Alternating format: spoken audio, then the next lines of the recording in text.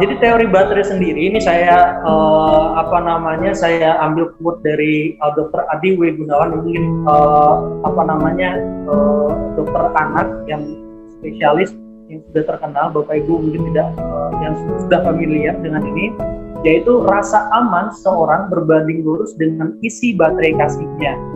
Jadi ketika misalnya dia ini full charge gitu, dia kan akan semangat gitu. Anak-anak kita itu ketika misalnya moodnya itu sedang enak, dia aman, dia merasa nyaman, dia berbicara dengan lawan bicaranya itu cocok.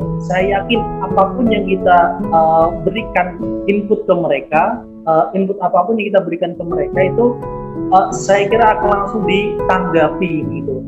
Sama halnya misalnya konteksnya dengan guru-guru yang ada di sekolah-sekolah semesta gitu. Saya yakin guru-gurunya itu mereka mencoba untuk mengambil hati anak-anaknya dulu untuk bisa memberikan masukan-masukan yang positif.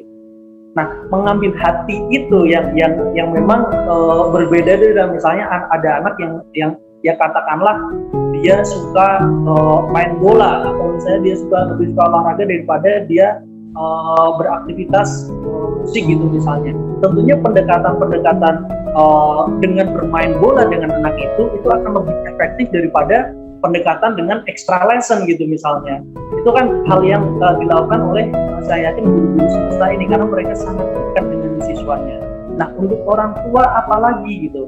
Jadi ketika saya yakin orang tua jauh lebih tahu karakter dari anaknya karena mereka mau bersamai bertahun-tahun, apalagi yang tipenya anak-anak non boarding gitu ya. Agak sedikit berbeda anak-anak boarding dan non boarding. Tentunya anak boarding mereka lebih banyak waktunya mungkin relatif lebih banyak dengan abi-abi asramanya atau misalnya dengan wali kelasnya daripada dengan orang tuanya. Tapi untuk anak-anak non boarding, orang tua itu setiap hari memperhatikan perilaku, memperhatikan impress mereka, memperhatikan ngambeknya mereka kapan, dan sebagainya. Itu jadi orang tua yang non boarding jelas lebih tahu kondisi anak-anak mereka ketika mereka sedang tidak mood gitu, motivasinya sedang rendah. Nah, penyimbangan perilaku ini adalah indikasi bahwa isi baterai sudah mulai habis.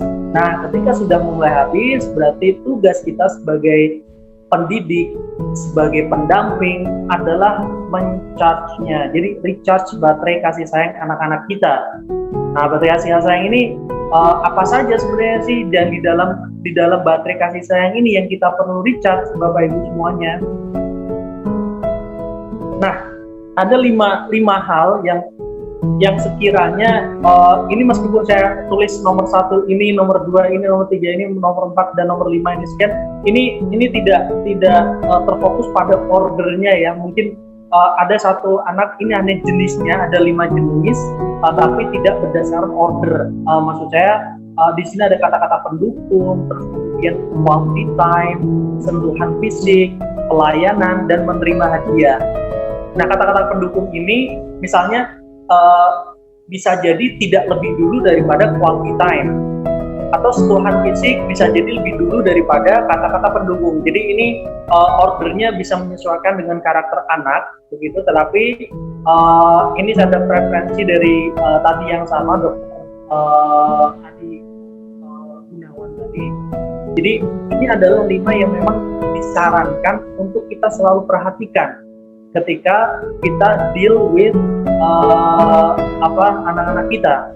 Nah, kata-kata pendukung, quality time, sentuhan fisik, pelayanan, dan menerima hadiah. Dan ini terkhusus ya untuk mereka anak-anak kita yang sudah lebih dari 5 tahun sebenarnya. Artinya pilihan-pilihan misalnya apakah kita men-charge anak-anak kita dengan kata-kata pendukung, atau misalnya men-charge anak-anak kita dengan sentuhan fisik, men-charge anak-anak kita dengan quality time, itu tergantung dari kebiasaan anak-anak kita.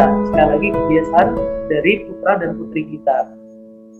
Nah, bagaimana dengan anak yang relatif masih balita, masih di 5 tahun? Ya, semuanya ini penting berarti kalau di bawah 5 tahun. Saya yakin karena ya dari pengalaman saya pribadi juga, anak saya umur 4 tahun, semua dari ini dia suka gitu maksudnya.